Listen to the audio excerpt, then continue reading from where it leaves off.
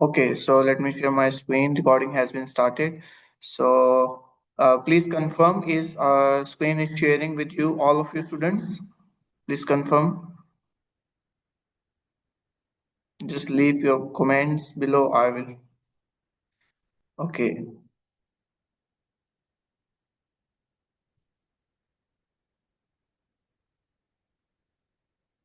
बेटा स्क्रीन का सबको शो हो रही है?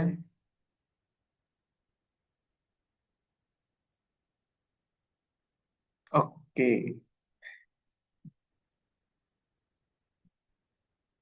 ठीक है Abdullah Shaukat. So let's start our numericals. Numerical of chapter number 21. So just wait. Only 14 students have been joined yet.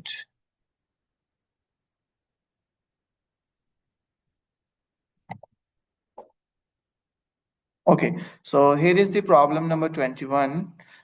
First of all, first problem, you have to find the mass defect and the binding energy of tritium if the atomic mass of tritium is 3.016049 U. So what you have to find two things. You have to find the mass defect and the binding energy. For tritium, what is tritium? You know that tritium is the third isotope of hydrogen. आप सबको पता है कि जो tritium है hydrogen का isotope है, जिसका एटॉमिक नंबर 1 होता है और इसका जो मास नंबर होता है वो आपके पास 3 होता है. तो ट्रीटियम की इंफॉर्मेशन तो आपको पास गिवन है और ट्रीटियम का जो एटॉमिक मास यूनिट है वो ऑल्सो आपको गिवन है, विच इज 3.016049 यू. आपने फाइंड करना है mass effect and you have to find the binding energy. Before finding mass defect, the things you have to know that you know that what is the mass of proton and mass of neutron. आपको ये पता होना चाहिए. As you mentioned you before in class, I wrote this that the mass of proton is equals to 1.007 to 76 U. और जो आपके पास mass of neutron होता है वो 1.008665 U के बराबर होता है. और एटॉमिक मास यूनिट जो ट्रिटियम का है वो तो आपको गिवन है. ठीक है. अब बात क्योंकि ट्रिटियम की हो रही है तो आपको पता है कि हाइड्रोजन के जितने भी आइसोटॉप्स हों जो आपका एटॉमिक नंबर है वो तो सेम रहता है. तो ट्रिटियम का भी जो एटॉमिक नंबर होगा वो 1 ही होगा. Whereas neutron number is concerned, how you can find the neutron number? You know that you have to just mass number minus atomic number, and you know that the mass of tritium is 3. Just subtract 3 minus 1, you will get your answer, which is the number of neutrons. तो इस तरीके से आप number of neutrons भी निकाल लेंगे तो n equals to 2. अब मैस डिफेक्ट फाइंड करने के लिए ये आपके पास फार्मूला है जो आपको नजर आ रहा है. मैंने आपको बताया था रिएक्टेंट्स में से प्रोडक्ट्स को माइनस करना होता है आपको. तो रिएक्टेंट्स में आपके पास क्या क्या चीजें हैं? ये चीजें हैं Z mass of proton plus N mass of neutron. Z आपके पास एटॉमिक नंबर है जो कि 1 के बराबर है और मैस ऑफ प्रोटॉन भी आपको पता है इसके बराबर होता है. वेर एस न्यूट्रॉन नंबर आपको पता है ट्रिटियम के केस में 2 है, यहाँ पे मैंने मेंशन कर दिया. और मैस ऑफ न्यूट्रॉन भी हमें पता है. ये मैस ऑफ प्रोटॉन और मैस ऑफ न्यूट्रॉन की वैल्यूज आपको वैसे भी याद होनी चाहिए, ये एमसीक्यूज में आती. ठीक है बेटा. तो यहाँ से जब आप सब्स्टिट्यूट करेंगे आप आंसर निकाल लेंगे 3.024606 यू. तो इस तरीके से आपने रिएक्टेंट्स निकाल लिए. अब आपको रिएक्टेंट्स में से प्रोडक्ट्स को माइनस करना होता है तब आपका मैस डिफेक्ट निकल आता है. ठीक है. तो ये देखें रिएक्टेंट्स हमने फाइंड कर लिए हैं, इसमें से प्रोडक्ट्स को आप माइनस करेंगे और प्रोडक्ट क्या है आपके पास? वही ट्रीटियम. ट्रीटियम का मैस ऑलरेडी गिवन है. तो अभी जो आपने मैस निकाला है उसमें से ट्रीटियम के मैस को माइनस कर दें तो आपने ये देखें डेल्टा एम निकाल लिया जिसको आप कहते हैं मैस डिफेक्ट. ठीक है बेटा. ओके. तो जब आपने मैस डिफेक्ट निकाल लिया so it is now easy to find the binding energy, क्योंकि मैस डिफेक्ट निकालेंगे तभी बाइंडिंग एनर्जी आप निकाल सकते हैं. क्योंकि जस्ट मैस डिफेक्ट को सी स्क्वायर से मल्टीप्लाई कर दो तो वो आपकी बाइंडिंग एनर्जी हो जाती है. ठीक है. सो मैस डिफेक्ट आपने निकाल दिया. Just you have to multiply it by c square and you know what is the value for c square? It's 931.5. Multiply your answer with 931.5, you will get your answer, which is 7.97 mega electron volts. So this is your answer. Mass effect भी आपने निकाल लिया और आपने binding energy भी निकाल ली. So this is how you can solve the problem number first. समझ आ गई सब बच्चों को? Okay, understood.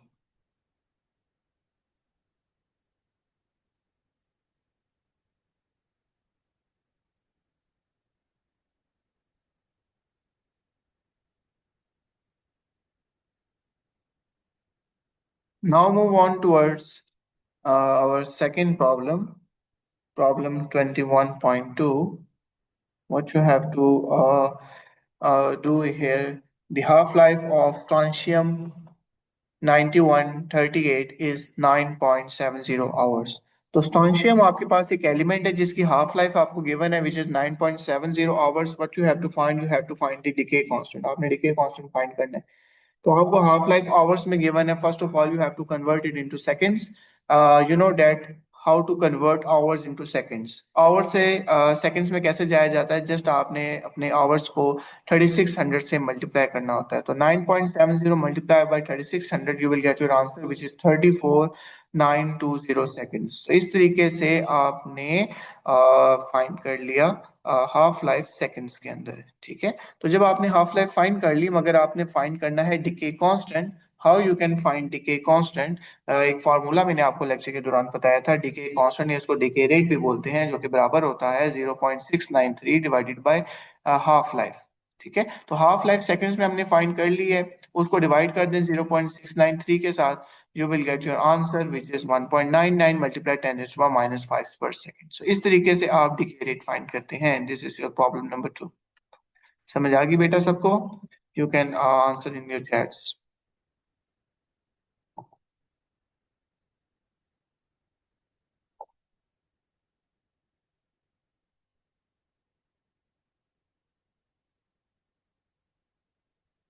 जी बेटा, समझ आ गई है बेटा?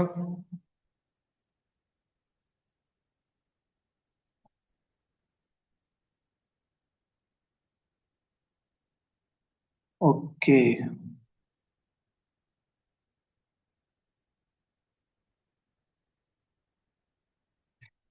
नेक्स्ट प्रॉब्लम नंबर 3 है आपके पास.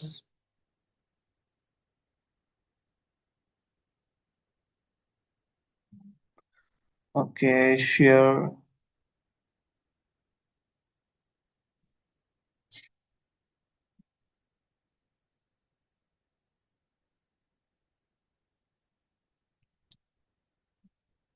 Okay. So let's start problem number 3. Problem number 3 आपके पास कह रहे हैं आपके पास एक एलिमेंट है पी ए 23491, जो कि बीटा माइनस डिके कर रहा है. और जब ये बीटा माइनस डिके कर रहा है आपके पास, तो ये वो कह रहे हैं आपने रिएक्शन बताना है कि कौन सा रिएक्शन है, और इसमें आपने आइडेंटिफाई करना है डॉटर न्यूक्लियाई. ठीक है. तो किस तरीके से आप बताएंगे पी ए अगर बीटा माइनस डीके कर रहा है? तो देखिए, मैंने आपको बताया था दो तरह के बीटा माइनस डीके होते हैं आपके पास, एक बीटा प्लस डीके और एक बीटा माइनस डीके. जब आपके पास बीटा माइनस डीके हो रहा है तो इसमें जो आपका प्रोटॉन नंबर है वो एक से इंक्रीज करता है. ठीक है. एक फैक्टर उसमें इंक्रीज होता है. और अगर ये बीटा प्लस डीके होता तो ये डीके करता है, इसमें प्रोटॉन नंबर में एक में डिक्रीज आता. मगर ये क्योंकि बीटा माइनस डीके है तो इसका मतलब है एक प्रोटॉन नंबर इंक्रीज करेगा. अभी ये आपके पास जो एलिमेंट है ये पी ए 91234 है. ठीक है. तो जब P A beta minus decay करेगा तो इसका प्रोटॉन नंबर एक इंक्रीज कर जाएगा, तो ये 91 कन्वर्ट हो जाएगा आपके पास किसमें? 92 में. बात समझ आ गई? 92 में आपके पास कन्वर्ट हो जाएगा. और जब ये 92 में आपके पास कन्वर्ट हो गया, और हमें पता है पीरियोडिक टेबल में 92 वाला एलिमेंट आपके पास कौन सा होता है, वो हमारे पास होता है यूरेनियम. ठीक है. वो हमारे पास होता है यूरेनियम. तो इस तरीके से हमने बता दिया कि हमारा ये जो एलिमेंट है पी ए, ये डिके करेगा यूरेनियम में. तो हमारा जो डॉटर न्यूक्लियस है वो क्या हुआ? यूरेनियम है. ठीक है. और बीटा माइनस डिके में हमेशा एक इलेक्ट्रॉन इमिट होता है, साथ एक एंटी न्यूट्रिनो पार्टिकल आपके पास इमिट होता है. ठीक है बेटा, समझ आ गई?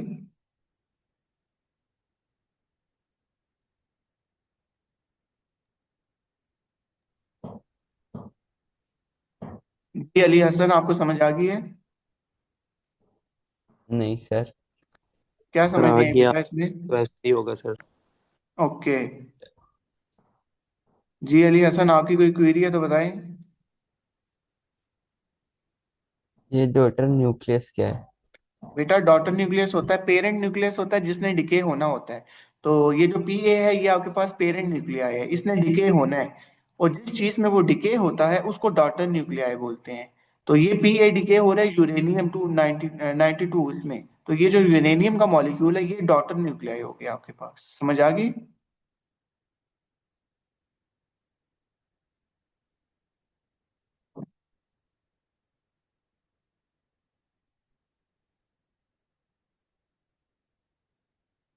Okay, now let's move on towards our fourth problem. Fourth problem आपसे कह रहे हैं find the energy associated with the reaction. आपने एनर्जी फाइंड करनी है जो कि इस रिएक्शन के साथ एसोसिएट है।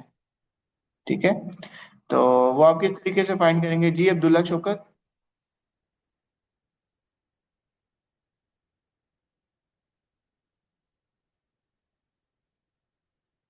आपने एनर्जी फाइंड करनी है तो आपको रिएक्शन गिवन है, आपका नाइट्रोजन का रिएक्शन हो रहा है हीलियम के साथ, नाइट्रोजन 714 का रिएक्शन हो रहा है आपके पास हीलियम के साथ। ठीक है, और साथ वो क्या कर रहा है, ऑक्सीजन बना रहा है और साथ एक हाइड्रोजन का मॉलिक्यूल बना रहा है। तो इसमें आपने फाइंड करनी है एनर्जी एसोसिएटेड। एनर्जी एसोसिएट का मतलब है अगेन आपने बाइंडिंग एनर्जी फाइंड करनी है। तो वही बात है कि अगर आपने बाइंडिंग एनर्जी फाइंड करनी है, first of all you have to find the mass effect. आप मास इफेक्ट फाइंड करेंगे। और मास इफेक्ट कैसे फाइंड होता है आपको पता है, रिएक्टेंट्स में से, रिएक्टेंट्स के मैसेज में से प्रोडक्ट्स के मैसेज को आपने सब्सट्रैक्ट करना होता है। ठीक है, तो वही बात यहाँ पे लिखी है, रिएक्टेंट्स के मैसेज को प्रोडक्ट्स के मैसेज से सब्सट्रैक्ट करेंगे, मल्टीप्लाई करेंगे सी स्क्वायर के साथ। तो रिएक्टेंट्स के मैसेज को जब प्रोडक्ट्स के मैसेज से माइनस किया गया तो जो आपके पास आंसर आता है वो आता है -0.0012 जूल। इसको जब आप सी स्क्वायर से मल्टीप्लाई करेंगे which is 931.5, so you will get your answer which is 1.12 mega electron volts. अब ये जो एनर्जी आपकी माइनस में आई है इसका ये मतलब नहीं है कि आपकी एनर्जी जो होती है वो नेगेटिव होती है। इसका मतलब ये है कि जो आपका ये रिएक्शन है जो ऊपर गिवन है आपको प्रॉब्लम के अंदर, ये एंडोथर्मिक रिएक्शन है। एंडोथर्मिक रिएक्शन क्या होता है कि इसमें से हीट रिलीज हो रही होती है।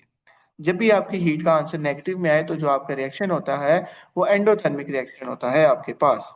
ठीक है, नेक्स्ट प्रॉब्लम जो हम करेंगे उसमें जब हम हीट निकालेंगे तो हम देखेंगे कि उसका जो हीट का आंसर आएगा वो पॉजिटिव आएगा, जिसका मतलब है कि जो आपका रिएक्शन होगा वो एंडो नहीं होगा, वो फिर मैं आपको एक्सप्लेन करूंगा। उस रिएक्शन को कहा जाता है एक्सोथर्मिक। ठीक है जी बेटा, ये प्रॉब्लम नंबर 4 समझ आ गई सबको?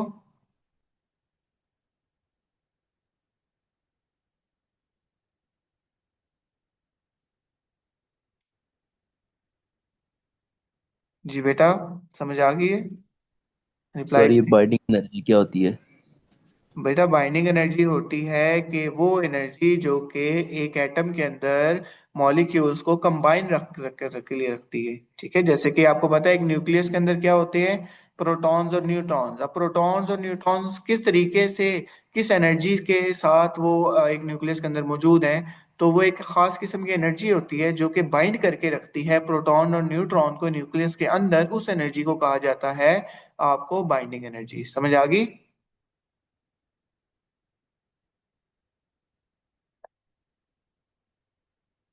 जी बेटा, समझ आ गई है? Okay. Okay Farhan, last problem है आपके पास, problem number 5। Determine the energy associated with the reaction. Again आपने एनर्जी फाइंड करनी है। एनर्जी फाइंड करने का वही मतलब है, you have to find the binding energy.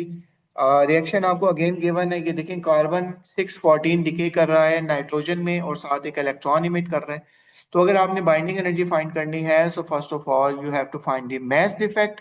और वही बात है, मास डिफेक्ट में रिएक्टेंट्स में से प्रोडक्ट्स को माइनस किया जाता है, और जब मास डिफेक्ट निकाल लेंगे उसको सी स्क्वायर से मल्टीप्लाई करेंगे, और सी स्क्वायर की वैल्यू भी आपको पता होती है विच इज 931.5। अब इसमें मैथ डिफेक्ट कैसे फाइंड करेंगे? आपको पता है मैथ डिफेक्ट फाइंड करने का क्या फार्मूला, मैंने अभी आपको बताया, रिएक्टेंट्स माइनस प्रोडक्ट्स। रिएक्टेंट्स में आपके पास ये देखें कार्बन है, कार्बन का मैथ डिफेक्ट कैसे निकालेंगे? देखें आपको फार्मूला मैंने बताया हुआ है, Z mass of proton minus N mass of neutron. ये जो हमने पहले प्रॉब्लम में यहाँ पे किया था, ये आप देख सकते हैं, ये होता है ना Z mass of proton plus N mass of neutron. M P और एम एन की वैल्यू तो कांस्टेंट होती है, ये तो हमेशा फिक्स रहेगी। और जेड और एन की वैल्यू ये चेंज होती रहेगी, डिपेंड होगा आपका कौन सा मॉलिक्यूल है। तो यहाँ पे आप देख सकते हैं जेड की वैल्यू 6 है, और एन की वैल्यू कैसे निकालेंगे, 14 में से 6 निकालेंगे, आपके पास क्या आ जाएगा 8। तो एन की वैल्यू 8 आ जाएगी, तो उस फार्मूले में पुट करेंगे जब आप, तो आपका आंसर ये निकलेगा 14.0077। इसी तरीके से आप नाइट्रोजन का भी निकालेंगे। नाइट्रोजन का भी जो मैस नंबर है वो 14 है और एटॉमिक नंबर है 7। यानी 7 को आप मैस ऑफ प्रोटॉन से मल्टीप्लाई करेंगे, माइनस मैस ऑफ न्यूट्रॉन निकालें जरा, 14 में से 7 निकालेंगे, so you will get your answer 7। उस 7 को मैस ऑफ न्यूट्रॉन से भी मल्टीप्लाई करेंगे तो आप देखेंगे आपके पास आंसर ये आएगा। तो ये आपने दोनों के मैच डिफेक्ट निकाले, रिएक्टेंट्स का भी प्रोडक्ट्स का भी। अब रिएक्टेंट्स वाले में से प्रोडक्ट्स को माइनस कर दें तो देखें आपका टोटल मैच डिफेक्ट आ गया जो कि है 0.00405 यू। तो इस तरीके से आपने मैच डिफेक्ट फाइंड कर लिया। अब जब आपने मैच इफेक्ट फाइंड कर लिया है तो अब आपने फाइंड करनी है बाइंडिंग एनर्जी। बाइंडिंग एनर्जी के लिए जस्ट क्या करना है, अपने आंसर को आपने मल्टीप्लाई कर देना है सी स्क्वायर के साथ। ठीक है, तो इसको आप सी स्क्वायर यानी 931.5 से मल्टीप्लाई करेंगे, जो will get your answer which is 3.77 mega electron volts. ठीक है, तो ये आप देखें इसमें जो आपकी एनर्जी का आंसर आया है वो आया है पॉजिटिव 3.77। इसका क्या मतलब है आपका, कि जो आपकी हीट रिलीज हो रही है वो एक्सोथर्मिक है, क्योंकि जब हीट का आंसर पॉजिटिव आ जाए तो आपका जो रिएक्शन होता है वो एक्सोथर्मिक होता है, और अगर ये नेगेटिव आ जाए तो आपका जो रिएक्शन होता है वो अ, आपके पास एंडोथर्मिक होता है। जैसे ऊपर वाले में एंडो था तो इस वाले रिएक्शन में क्योंकि आंसर पॉजिटिव आया तो ये रिएक्शन आपका एक्सोथर्मिक है। ठीक है, ये स्टेटमेंट आपके लिए है कि जो न्यूक्लियस है, आपको पता है nucleus is small but all the energy power is in the universe because everything in the universe are made up of small particles and those particles are known as quarks. तो बेटा इन problems में से किसी बच्चे का कोई question है so you can ask. Remaining जो 5-6 प्रॉब्लम्स आप हम आपके रह गए इंशाल्लाह तो, कल करेंगे और फिर इस चैप्टर को एंड करेंगे। जी बेटा, किसी बच्चे का कोई क्वेश्चन है तो पूछ लें।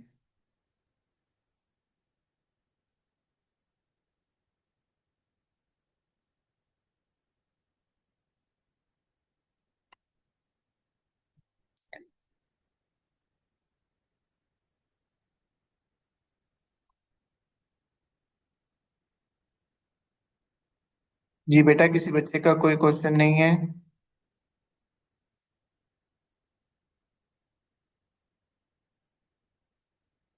Okay, so let me download your attendance. Class में मौजूद रहिएगा, मैं आप लोगों की अटेंडेंस डाउनलोड कर लूँ।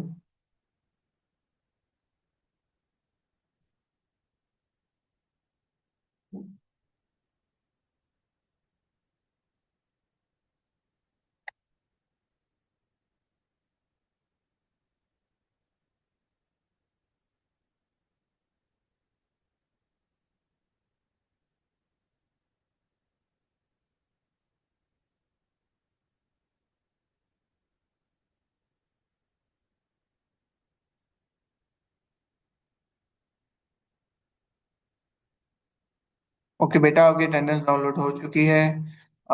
किसी बच्चे का कोई प्रॉब्लम हुआ यू कैन आस्क। ये पीडीएफ आपके साथ अभी क्लास में शेयर कर दिया जाएगा, तो इसको रिवाइज कर लीजिएगा।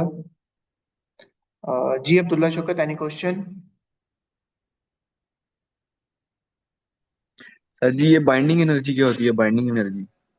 जी बेटा, मैंने अभी बताया है बाइंडिंग एनर्जी वो एनर्जी होती है जो कि आपके न्यूक्लियस के अंदर एटम्स को बाइंड करके रखती है। अब न्यूक्लियस के अंदर क्या मौजूद होते हैं? प्रोटॉन्स और न्यूट्रॉन्स। अब प्रोटॉन्स और न्यूट्रॉन किस एनर्जी के साथ एक न्यूक्लियस के अंदर बाइंड हुए हुए हैं, उस एनर्जी को कहा जाता है बाइंडिंग एनर्जी। समझ आ गई बेटा?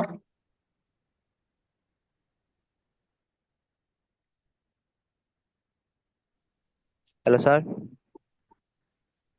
हेलो। ओके, ओके, ओके बेटा, अटेंडेंस आपकी हो चुकी है। टेक केयर एंड अल्लाह हाफिज।